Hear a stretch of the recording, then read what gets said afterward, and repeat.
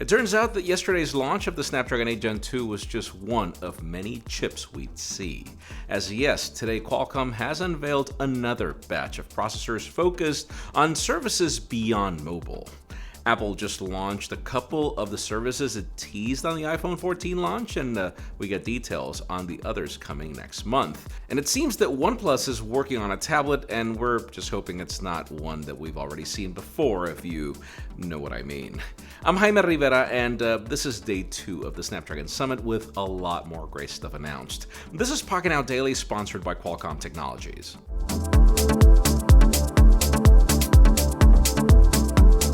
The official news today are coming later, so let's start today with OnePlus and some rumors about a possible device that we should be launching next year. According to a report, the company has the patent for the OnePlus Tab and is planning to launch the tablet during 2023. Now, the biggest mystery is whether this upcoming tablet is going to be an entirely new device or will be a rebranded model of the Oppo tablet that was launched earlier this year.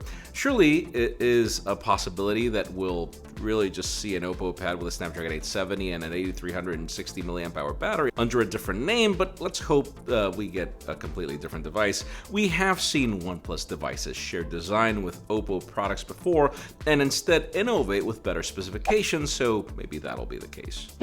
Moving on, let's talk about Apple, since one of their coolest features is finally available. Starting today, iPhone 14 users in the United States and Canada can use emergency SOS via satellite, and starting next month, European countries will also have access. The feature lets you get in touch with emergency services even in areas with no cell connectivity or Wi-Fi connectivity, like in the middle of a wilderness or even a city after a natural disaster. The way this feature works is that you answer a short questionnaire with vital information like what type of emergency it is and how many people are involved. Then the information will be transmitted directly to emergency services or one of Apple's centers, which will make a call in your behalf. You can then also send more text to give additional information about the situation, but keep in mind that the iPhone will take at least 15 seconds to send messages or more, depending on how clear the view to the sky is. This feature also can share your medical ID that describes various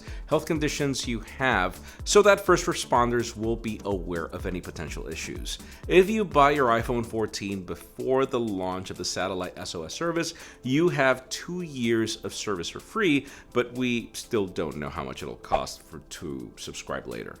Now let's stick to Apple for another segment and talk about new features that are expected to arrive with iOS 16.2 next month, according to Mark Gurman. Let's start with the Freeform application that provides an infinite canvas for you to draw on and insert sticky notes, text, shapes, photos, videos, links, PDFs, and more in collaboration with others. We're also getting 2 new widgets for the home screen, one for sleep that lets you see your most recent sleep sessions and sleep stages, and another for medications so you can quickly access your med schedule. Maybe the most important thing we've seen is an update to the always on display that will let users hide the wallpaper and notifications in a way that should be more power efficient than the current setup.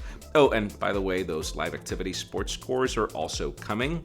We hear that a more frequent update option for these live activities is also coming, allowing users to view more up-to-date information, but Apple warns the setting can drain your iPhone's battery faster. Finally, the Home application will receive an update with a new underlying architecture. According to Cupertino, it improves the app performance efficiency and reliability for controlling smart home accessories. And finally, for the hottest news today, let's talk about Snapdragon beyond mobile. Today we got to see the Snapdragon AR2 Gen 1 platform designed from the ground up to unlock a new generation of powerful glasses that can finally achieve a sleek design. The secret here is a new multi-chip architecture that achieves 50% lower power consumption at 2.5 times better AI performance. We also got a deeper dive on Snapdragon sound today as the company showed us the new Snapdragon S5 Gen 2 and S3 Gen 2 platforms designed to broaden the portfolio of sound solutions.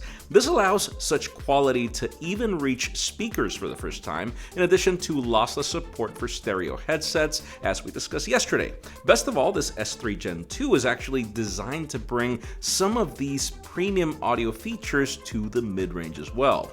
Both platforms support Qualcomm's third-generation hybrid adaptive ANC in addition to the company's adaptive transparency mode for a more immersive experience. There's even support for Auracast to let you share music with various Bluetooth speakers, headsets, and even a shared TV. Last but not least, we got to see the new Snapdragon W5 Plus and W5 Gen 1 wearable platforms in more detail. These are designed for the next generation of wearables, bringing a 50% reduction in power consumption while doubling features and performance, all at a 30% smaller footprint thanks to a new 4nm process. Companies like Oppo showed off their first wearable powered by the platform in a very sleek design overall. Again, this is just the tip of the iceberg. I will be sure to link to more information in the description.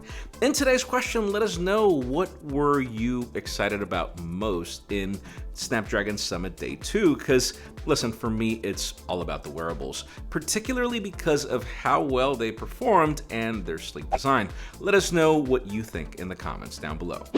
Friends, again, if you want to get the news earlier, follow us on PocketNow.com and subscribe to our channel for more videos like this one. You can also follow us on social media as our extended coverage happens on Instagram, and follow me on my personal handles to see me continue to be wowed by everything we see today. Please give this video a thumbs up if you like what you saw. I'm Jaime Rivera. Thanks so much for watching. We'll see you tomorrow.